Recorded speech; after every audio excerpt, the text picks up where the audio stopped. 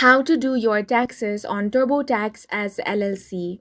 Hi guys, welcome to our channel. Let's begin. Filing taxes for your LLC, which is limited liability company, on TurboTax depends on how your LLC is structured for tax purposes.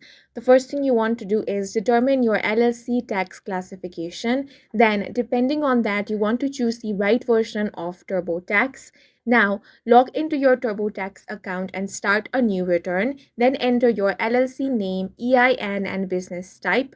Now you want to report your income. For single member LLC, enter business income from 1099 NEC, 1099K, or other sources. For multi-member LLCs and S Corp, enter total business earnings from Form 1065 or 1120S. Now you want to deduct business expenses. Now follow the instructions and complete rest of the process. TurboTax will now check for errors and deductions to maximize your refund.